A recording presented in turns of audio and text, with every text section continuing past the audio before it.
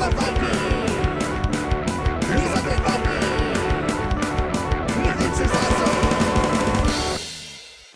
everyone, this is me, the End Viking. This is Endogenesis. Endogenesis is a game in which you and the other players at the table are taking on the role of a spirit or a entity that is aspiring to divine ascension. You're working slowly towards the idea of becoming some sort of divine god-like being. Along the way, however, you are being set upon by evil monsters of chaos and also the other formless blobs of residual divine energy that are your opponents that are going to be working against you because you're all racing to kind of achieve that and grow to that great power. The way you get there is by hunting down and killing legendary monsters but to begin with, they're going to be way too powerful and you're not going to be able to take them out. So you're going to have to wage war against each other and against smaller monsters to level yourself up, gain different skills and abilities, and eventually be able to take on those big bad guys. Now, the thing is that all of you are trying to fight the same monsters.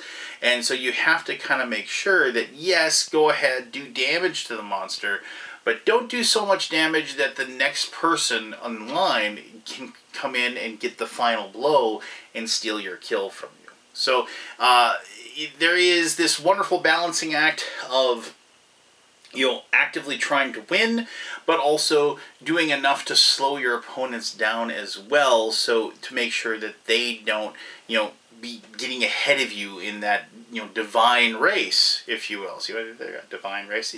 They get ahead of you and are able to claim the victory which you have so rightfully earned, so to speak. But anyway, it is a card game, but it is not a deck building game, which is something I'm so happy about. But let me show you how the game is played. It is a lot of fun, and we'll come back here and I'll give you my final thoughts. Alright, so I have the game of Endogenesis set up here. I'm going to show you how to play the game. Just quickly, this is a prototype I was sent, though this is a pretty good-looking prototype. Though the way the game looks in front of you may change between now and the time that it is published. There are several different decks of cards. Each player will get this little health card. You'll notice there are these two chits on here. This chit is used to denote your maximum hit points, whereas this chit is used to denote what your hit points are at. Everybody starts the game with 3 hit points, so I'll go ahead and place both of those right there. Each person will start with 3 of these shards. Shards are kind of like the resources. They are used to activate skills. They are used to level yourself up. I think I may have... No, I didn't. I thought maybe I gave myself 4. They are used to level yourself up, and there are also rewards that you're going to get for defeating monsters. The big thing is what you want to collect these. These are the victory point tokens. Each time you kill a legendary creature, you will get 1 of these. Usually a game lasts until somebody has collected 3 of those, and they are the ones that ascend to godhood, leaving the rest of you in the dust. That'll make a little more sense when I kind of start showing you some of the monsters and how you go ahead and fight those. The different decks of cards you have are the Realm of Knowledge. You'll be using lots of Realm of Knowledge cards. They are kind of your lifeblood. They give you your abilities and artifacts and help you do actions during your turn. You start with 5 of those cards, and you'll be drawing 2 of those cards at the beginning of your turn. If for any reason you ever have more than 7 cards in your hand at the end of your turn, you do need to discard down to 7. There are these cards, which are these classes. As of right now, you're just kind of this amorphous blob of a demigod-esque being. But later on in the game, you will achieve the ability to become a class. So deity of Enigma, Bastion, Formless, Soul Eater, Deus Ex. Each one of these has like a certain like power, and they'll also tell you exactly what you need. So you requires 4 entropic skills, and I'll talk about skills here in just a little bit.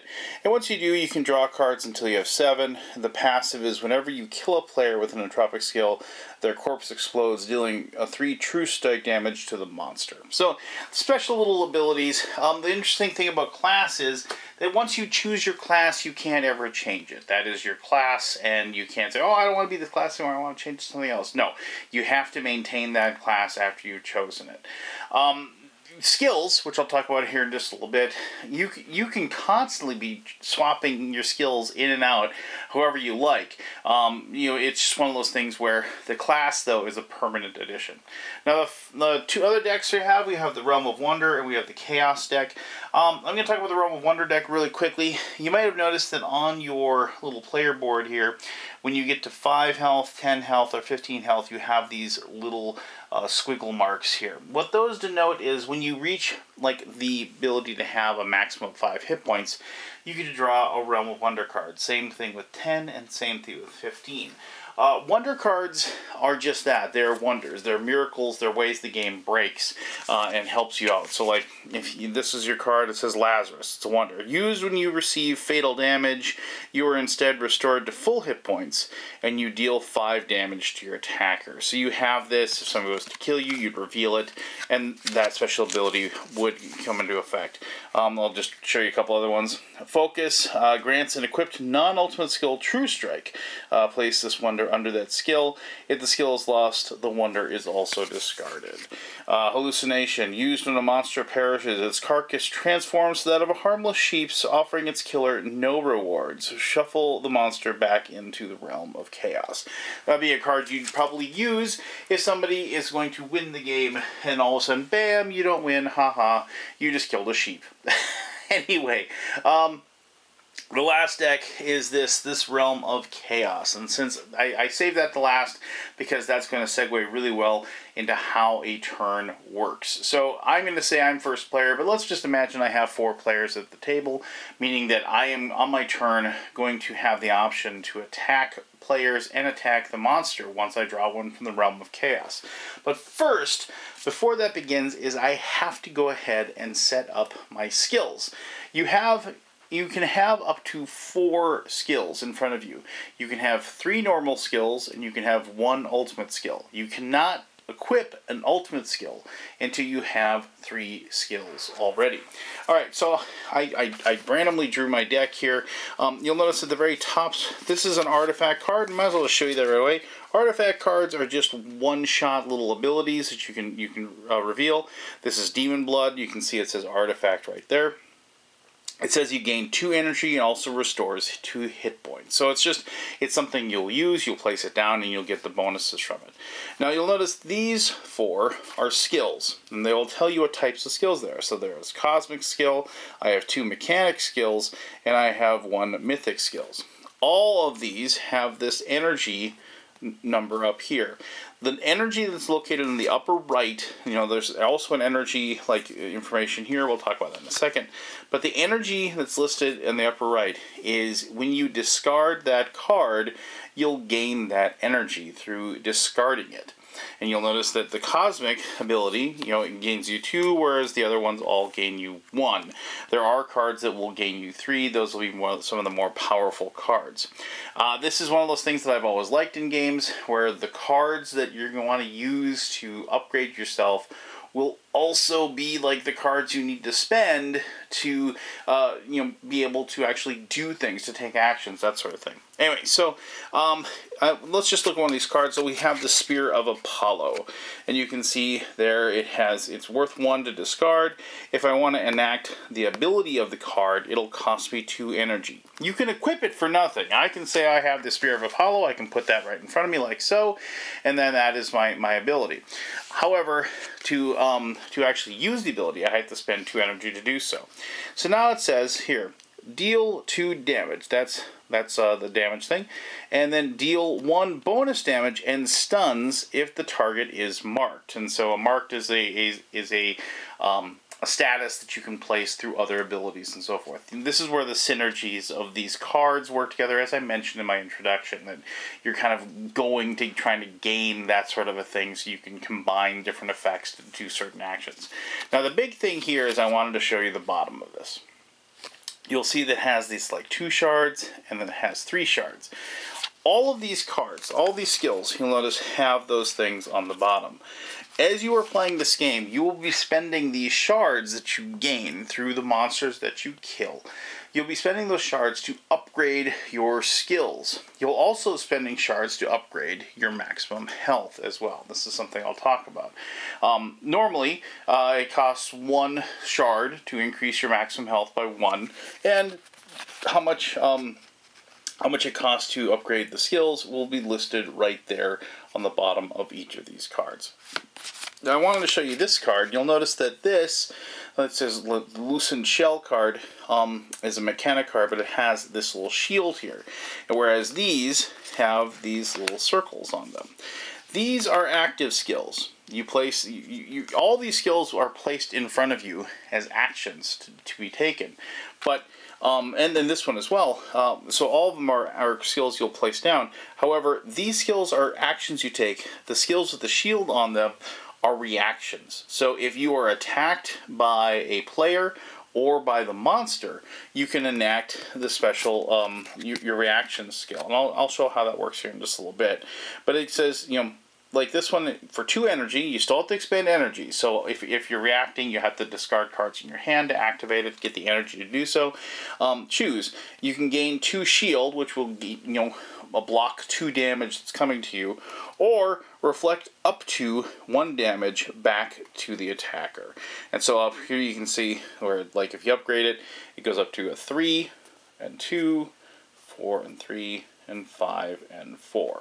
Now the thing about reaction cards are, so like let's say I want to use my extinction because this, you know, deal 3 damage to a monster, gain +1 energy or a +1 shard if the monster is slain. So that's like kind of a good monster killing ability. Let's put it out there as a cosmic skill. Let's go ahead and take this Tachyon Ray, and because it's a good single. You can attack all enemies as well, deal 2 damage to an enemy, or do 1 damage to all enemies. Kind of a nice little ability. Let's go ahead and put that out there. But then let's actually do our reaction. Now, when you put a reaction skill down, you put it face down in front of you.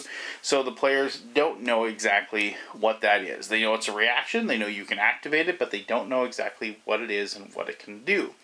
Alright, so now that I've set up my, if I want to, I could spend some of my shards, but I don't want to spend my shards right now because I want to save them to actually do my actions. But you'd spend shards to like increase your health if you want. And being it's the first turn of the game, there's no monster available, I'm going to go ahead and turn a card over. One of the things about Endogenesis is if there's ever no monster, you have to turn over and put a card. So if on my turn I slay the monster, then everything else stops. I can't do any more actions. I have to turn cards over from that chaos deck until I get another monster. And there are other cards in there, which I'll show you, that aren't necessarily monsters. Let's see what I got here. So here we have the Stymphalahive. Okay, so this is obviously, it's a monster. It says so right there. It has 3 health. It says that right there. And then when it is active, when it has its turn, the monsters go after everybody else's turn, it deals 1 damage to all players and deals 1 bonus damage to all players with 50% or more of their health. So you take this and you are going to place that as this is the monster that we're going to be fighting. So we're going to go ahead and put it on top like that, and we're going to go ahead and put 3 health like so. Alright, so now on my turn, now I can take my actions. And what I'm probably going to be thinking about doing, well, there's several different things you can do, and there is no like specific list of the different like how and why, like as far as you need to do this action first, then you do this action, then you do that action. It is pretty free frame. However, before I do anything, I have to draw 2 cards. So let's draw 2 cards here. And let's see what I got. So, I got another artifact. It says it's a Titan's Heart. I gain 1 energy, and I can gain 4 energy instead if I'm at full health. That's a really good card, because I'm probably going to be able to kill the monster now. And I got an organic skill. Oh, and it is an ultimate. So you can see it says right there, an ultimate. It's worth 2 if I turn it in. And this one, restore 4 health. If you are healed to the maximum, deal 1 damage to 2 enemies for each point of health left over. That is a really good card. So what I can do is I can actually put that down as my 4th skill. Now I have 4 skills, and I can, if I want to, I can upgrade those. So I have 3 shards, and I have to do 3 points of damage to take out that particular monster. So looking at my abilities, I have the Tachyon attacking attack which deals 2 damage to an enemy. But if I upgrade it, here I'll show that actually closer. If I upgrade that by using 2 shards, I can do 3 to a single or 1 to a. So I am actually going to, and I could spend 3 shards, but I'm not going to. But I'm going to go ahead and put 2 shards on the Tachyon Ray, like so. So that means now I have that ability to do 3 damage to that, and I could kill it. However, I have to activate it by using 2 energy. Now, I actually have 2 things. I have Demon Blood, which will give me 2 energy, but it also heals me. I maybe not want to use that. The Titan's Heart will give me 4 energy because I'm at full health. And, you know, the energy, you can't save the energy, but it's still my turn. So if I got another monster, there's a chance I could kill yet another monster. But, so... And I don't want to get rid of my Spear of Apollo just yet because there's some synergy going on there. So I'm going to do that. I'm going to discard my Titan's Heart. So you put that in the discard pile. And I'm going to gain 4 energy. I'm going to activate this for 2 energy. I'm going to do 3 points of damage. And we're going to go ahead and kill that monster. Because it had 3 health. We knocked that health down to 0. It is dead. I'm going to gain a shard for doing that. And now... we stop everything. And I should mention that it is the person who does the final hit that gets it. If this was something that had a ton of hit points, and like somebody else did 9 out of the 10 health it did, and somebody swooped in to do the last 1, that is the person that gets the rewards. You don't split up the rewards in any way. Alright, so let's turn the card over, see what we get here. So this is an event. It's a respite. So all players receive 2 hit points. So I don't need to receive 2 hit points because I didn't take any damage. But, you know, if this was like later on in the game, maybe some people... So all players get that. Then let's turn this up. So this is Endogenesis. Alright, so Endogenesis has 9 health. Ooh, and it is really powerful. Now notice how, like, this actually is a legendary creature. Meaning that if you kill it, you're going to get 1 of the victory point tokens. You're going to get 2 shards, and you're going to get to draw a card for destroying it. However, you'll notice it has this denotation that says it has mercy. Now, what mercy is, it's a way that if it's too early in the game, you draw a monster that nobody can actually fight. It's a way for it to be, kind of set aside until a later date. If no player... currently has, more than, what it says here, 8 max, then this will not come out to fight us, and it'll go back to the bottom of the deck. And I will continue drawing cards until I get a monster that I can actually affect. So let's go ahead and draw another one. And so here we have Halcyon. So, 6 health, restores 2... Monster initiative restores 2 health to all players with 4 or less. Reaction deals 3 damage to its attacker if they have more than 6 health. So this actually has a reaction to if you're attacking it. I don't think I can do 6 points of damage to this. And I mean, because I only got the 2 shards and I don't have, well, I got 2 energy left, and I could do 3 points of damage to it. But do I do some damage to it in like the hopes that like the next person won't do it? And I should mention the initiative, when that happens, it takes effect the moment the monster is drawn and put into play. So this is another one of those things where you draw it, you do that action, you'd have it affect everybody, and then you would, then I continue to take my actions. You know what I'm going to do instead, because I don't want to fight it. I'm going to spend my last 2 shards, and I'm going to put them, and I'm going to increase my health to 5, because I want to draw a card from the Realm of Wonder. And so, and I got Energize. All your skills cost 3 less energy this turn. So that is a really good ability to have. I can put that in my hand. That card does not count against the 7 that I have, my 7 max cards, and that is a card that, I'm waiting for a big turn for it to come up, and I'm going to do that. Alright, so, let's say, because I didn't get to show you what a distortion card is. Let's say, somebody else, and I forgot, we should have put that to like 6 or whatever. So let's say that monster got killed eventually. And mind you, people can just choose to attack other players too. They don't have to choose to attack the monster. Attacking the players will set them back, because if you do kill another player, they basically miss their next turn. They are set to being inactive. They do come back at whatever their maximum hit points are. But you're slowing them down by doing so. And there's a lot of times when you'll do attacks and you'll do damage that will just do, you'll be able to attack multiple things. So not only so it isn't one of those things where you're losing a turn to attack a player.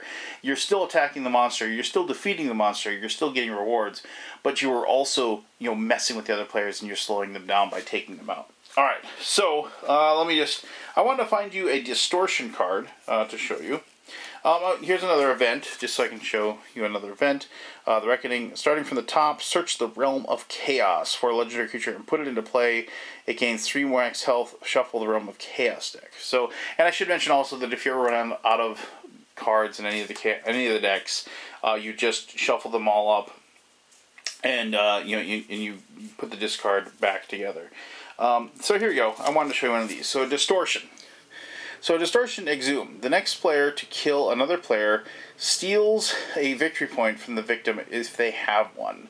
And this ends if a player is killed by another player. So when you get a Distortion, you place it into the Distortion spot, and it will stay there until the effect that is needed to get rid of it actually occurs and then gets discarded. So those are another way that it will just go ahead and, kind of mess with things and do things pretty well.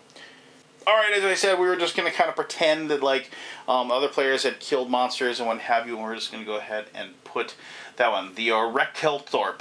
And this, I should have actually showed it to you, it also has 6 hit points. I was kind of lucky. I didn't have to move the health marker.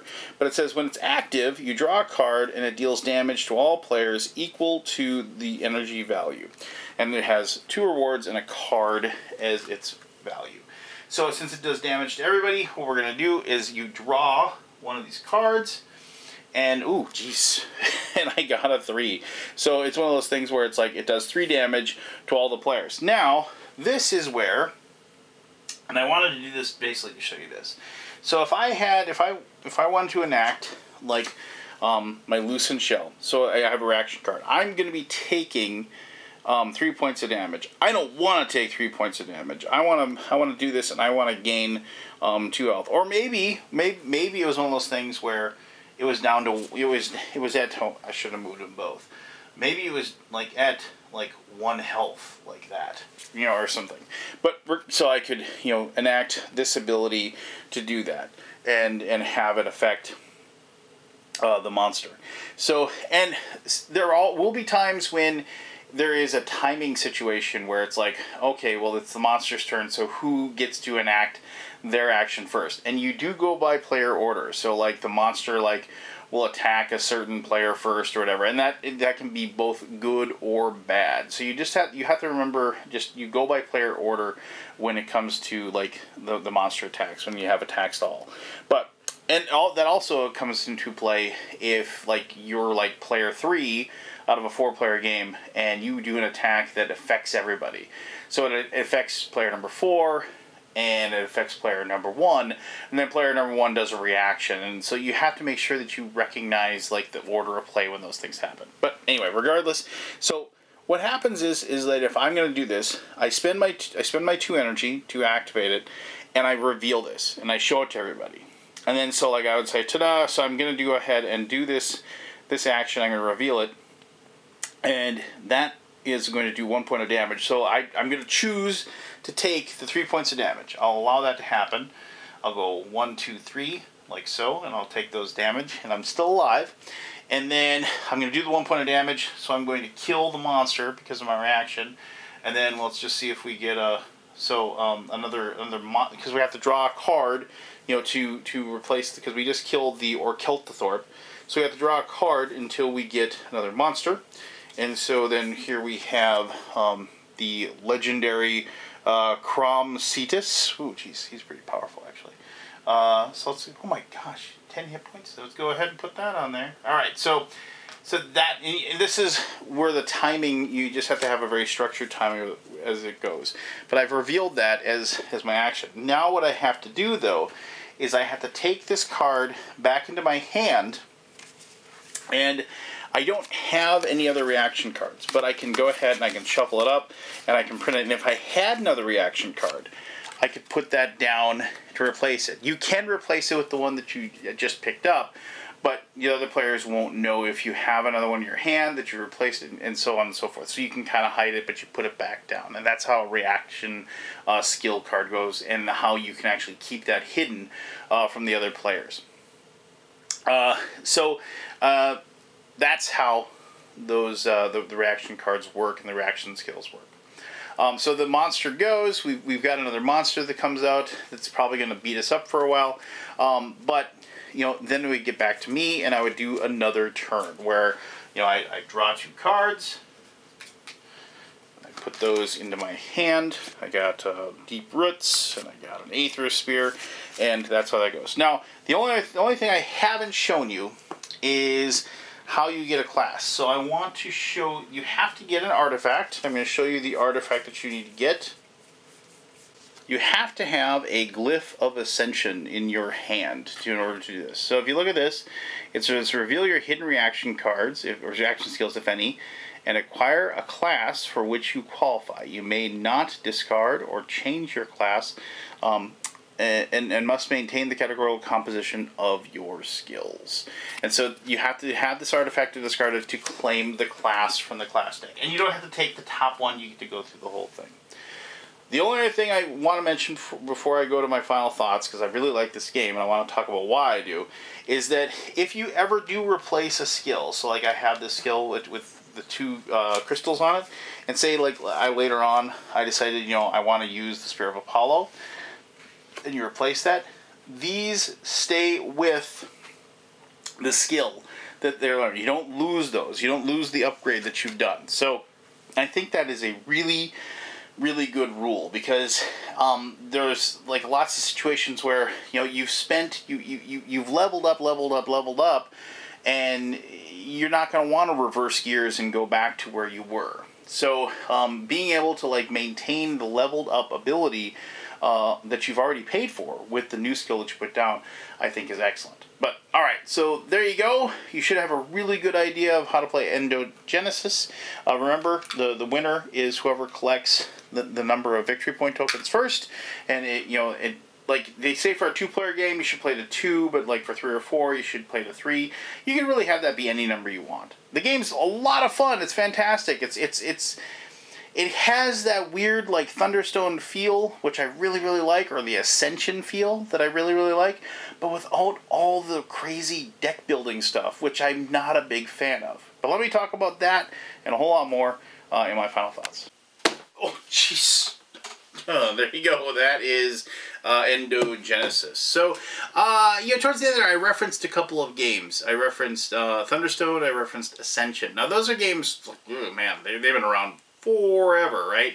And I just think that, a lot of people are going to get the feel, if you've played those games, and once you play Endogenesis, you're going to get that feel. Now, that does not mean that this game is either of those games. I mean, it just has, for me, I played a ton of those too, and then, like, sometimes you just have games that kind of harken back to games that you played before. But the thing about this one, as I said, it isn't a deck builder. I mean, it's a tableau builder in a way, right? I mean, you're going to be placing cards down, and you're going to be leveling up those cards and increasing the power of your divine creature that's aspiring to greatness. And that's something I like too. I mean, I like games where I can level up, where I can see the fact that I'm like, you know, slowly gaining in power. I mean, it's just like, it's like whenever you played a video game and like you went the wrong way and you ran into a monster that was way too powerful, so you had to run away and you went and killed a bunch of small stuff, and then then you came back and you were strong enough to take them on. I mean, that gives you a sense of growth and a sense of achievement, and I like games that do that. It also has a little bit of, if there's another, this is another old school game. If you remember Cutthroat Caverns, where the whole idea is that like the person who got the final blow in on the monster was the one that got the win. And so I like that as well. There's, like, as I said, there is this balancing act that you have to do between, you know, not doing, you got to make sure you're either killing the monster outright, like doing so great you're taking out that monster, or you got to look and see what the other person can do before it gets, other people at the table can do before it gets around and back to you, and try to determine, you know, maybe I don't want to, like, you know, waste my energy, you know, just, you know, throw energy and waste my resources trying to attack this thing. You know, you guys can go ahead. You guys go ahead and do that. And the thing is that all of you can't do that, right? Because the monster is there. It's going to be pounding on all of you. And if all of you just sit there and wait for somebody else to make the first move, then you're just going to, you know, be slapped around silly by the monsters. And so eventually somebody's got to blink, right? And that's the cool part, is like, who's going to blink? Who's going to blink? And sometimes, like, if you know, like, the monster is going to kill you if you don't do something, then you're the one that has to blink and has to do the damage. And maybe setting somebody up, but once again, it's something that you have to do. You have to go ahead and process that so you can, you know, protect yourself and keep yourself moving forward in the game. You know, it's just one of those things where, as I mentioned, the synergies, and I mentioned, like, you know, setting up like abilities that work well together. That's something I really, really enjoy. I like feeling of setting up that, you know, for lack of a better term, an engine. You know, I mean, it isn't technically like an engine, so to speak, like a lot of games that are engine builders, but it is like when you can get like those things kind of well-oiled and moving and working together, and you kind of feel like you're this juggernaut of damage that can go, you know, and fight in each turn, that starts feeling good. But of course, that's when the big giant warning sign goes off for everybody else to, you know, start taking you apart and start using their abilities to make you discard skills, which is something that can happen. You know, take shards off of those things like that, where they can start to, like, dismantle that, you know, well-oiled machine that you've put together as well. And ultimately, that's what I really like about the game. The game is a puzzle maker for yourself and trying to figure out how to make yourself the best, you know, like, divine being you possibly can. But it also is a combative game where you have to be constantly on the defense while also being on the offense, because of the fact that, you know, it is a highly interactive game. There is no, like, rest on your laurels and just wait and see who does the best job of, you know, putting together their cards the best out of all four people, and then you crown that person the victory.